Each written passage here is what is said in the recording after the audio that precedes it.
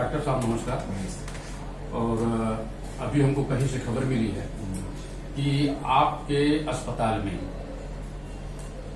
कोई इलाज करने के लिए आया था, तो उनका नाम क्या है और क्या क्या हुआ है? 2 दिन पुरानी बात है, मैं बाहर गया हूँ, बाकी डॉक्टर लोग ड्यूटी पर थे। जी जी, कौन कौन डॉक्टर थे? डॉक्टर पाठक थे emergency doctor, doctor Ravi Yadav medicine पे। जी जी, तो वो लोग यहाँ ड्यूटी पर थे। तो बताया गया कोई बच्ची थी जी, और हाथ कट गया था, ज्यादा कटा हुआ था बच्चे, चूंकि थोड़ा कॉस्मेटिक इशू लोग खोज रहे थे कि ऐसा काम हो कि उसमें दाग का सुना है, और बोला गया कि बेस्ट से बेस्ट काम करिए। तो हमारे डॉक्टर पाठक हैं, उन्होंने कहा कि एक इम्पोर्टेड स्टेपलर है, अगर आपको लगवा लेते हैं जी, तो उसमें दाग कम आता है, जी आता है। अगर कोई ऐसा वीआईपी ट्रीटमेंट होता है तो हम उसको देते हैं जी। उसके बाद कहे ठीक है डॉक्टर साहब आप तुरंत काम करिए। वो तुरंत काम कर दिया गया। उन्होंने करीब 988 रुपए का स्टेपलर था जी, मात्र स्टेपलर की फीस ली गई, इतना तो कुछ भी नहीं लिया गया। 1000 रुपए की आप बना लीजिए, वो रेडी हुए। हमने कहा कि यही लोकल के हैं, वो अपनी फीस लेना उचित नहीं है, सिर्फ आप स्टेपलर की फीस ले जो खरीद लीजिए, मैं आपको ये करवा देता हूँ। तो क्या सर उस समय आप मौजूद? नहीं, मैं तो बाहर था। हमारे पास तो फोन आया, साहब एक आदमी है आके सबको कह रहे हैं मैं फलाने हूँ, मैं ये हूँ, और ये अस्पताल ने कैसे हमसे पैसे ले लिए। हमने कहा भाई अगर वहां पर है तो बात करा दो। तो बोला नहीं, वो तो सब ये सब करके चले गए। हमने कहा ठीक है जाने दो, कोई बात नहीं है। उसके बाद हमारे पास सीएमओ साहब के ऑफिस से फोन आ रहा है कि साहब आपने किसी से कोई बहुत वीआईपी व्यक्ति है उनसे पैसे ले लिए हैं। तो कौन सा वीआईपी व्यक्ति का नाम क्या है? वो यही कस्बे के हैं, श्री राजेंद्र त्रिपाठी नाम है उनका। जी जी, हमको ऐसा उन्होंने सीएमओ ऑफिस के किसी कर्मचारी ने, नाम तो नहीं था, उन्होंने कहा कि वो तुरंत पैसा, आप जितना पैसा लिए हैं उतना पैसा उनके घर पहुंचवा दीजिए। हमने कहा कि भाई अगर कम करना हो, ये सब करना हो तो ठीक है, लेकिन अब ये पैसा लेके और घर पहुंचवाना, मतलब ये कौन सा राज्य, क्या क्या चल रहा है ये सब? जी जी जी, ये सब कौन वीआईपी है कि मैं अपना प्राइवेट अस्पताल चला रहा हूँ, अपने लोगों को अपने पैसे से डॉक्टरों को रखा हूँ, और आप फीस के नाम पर घर पहुंचवा दीजिए। तो थोड़ा सा हमें ये बात अच्छा नहीं लगा। जी जी जी जी। तो फिर हमने सीएमओ साहब को कहा साहब ये सब चीजें ठीक नहीं है। तो उन्होंने कहा डॉक्टर साहब आप अगर नहीं देंगे हम अपने स्टाफ से पैसा हम देकर क्या ऐसा उनका जो बिल्कुल बिल्कुल दबाव है क्या उनका ऐसा? नहीं, उन्होंने कहा कि अरे कोई बहुत बड़ा आदमी है और इतने दबाव हम पर दे रखे हैं। तो क्या सीएमओ साहब जो है कि अपनी नौकरी छोड़कर किसी नेताओं के या चाहे किसी ये तो आप जाने, सीएमओ साहब जाने और उनका क्या रिलेशन है।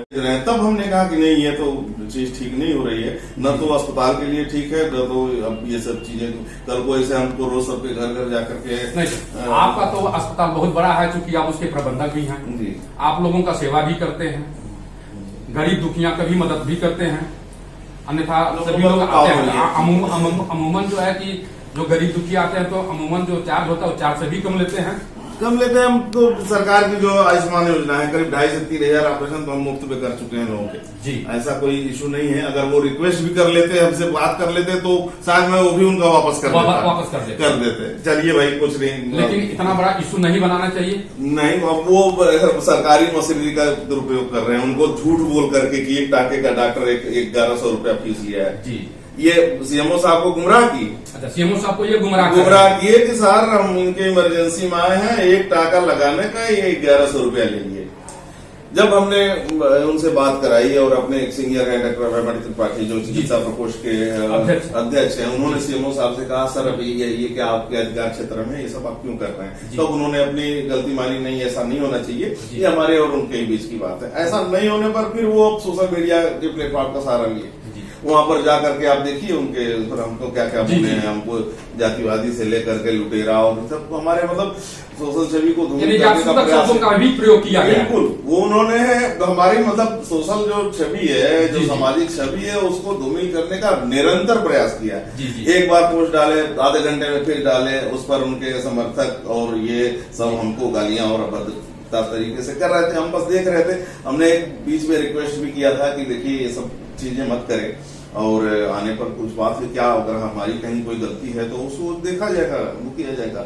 लेकिन वो लगातार अस्पताल बंद करा देंगे, फलाने अधिकारी से ये करा देंगे, डीएम से करा देंगे। तो क्या ऐसा है कि वो अस्पताल हमारा बंद करवा सकते हैं या कम? ये अब तो नए अस्पताल बंद होना ऐसा है तो कानूनी प्रक्रिया ऐसी कुछ नहीं है, बंद करवा देंगे। लेकिन अब लोगों में गलत मैसेज तो डाल ही रहे थे कि डॉक्टर एक टाँके का 1100 रुपए ले रहे हैं। आपकी छवि एक बहुत बढ़िया जो है देखा जाता है हमने 10 साल से मेहनत करके अपनी छवि बनाई है, आप छवि जो है कि एक बहुत बढ़िया डॉक्टर के रूप में देखा जाता है और आप बहुत बढ़िया ये हुआ करता है और लोग आपका चर्चा भी करते हैं। ऐसा है कि जो है कि क्या इस पर फोकस करेंगे कि जो है कि नहीं ये सारे सार गलत हुआ है? गलत तो मैं तो एप्लीकेशन मैंने अभी तैयार कराया है और इसका मैं इसमें कानूनी वो खोजने वाला हूँ। जी। मैं अभी थोड़ी देर में बड़ागंज कोतवाली में अपना शिकायत अपना दर्ज कराऊंगा। जी। और बाकी उनको लीगल नोटिस सर्व की जाएगी जो उन्होंने हमारी सामाजिक छवि को और अस्पताल के क्रियान्वयन पर सवाल उठाए हैं, वो उसका जवाब माननीय न्यायालय में देंगे। न्यायालय में देंगे बिल्कुल, मैं तो लीगल नोटिस उनको क्या रहा हूँ। और ये जो डिफेम किए हैं हमको सोशल मीडिया प्लेटफॉर्म पर, ये क्रिमिनल एक्ट है और इसके तहत हम बड़ागंज कोतवाली में शिकायत दर्ज कर रहे हैं।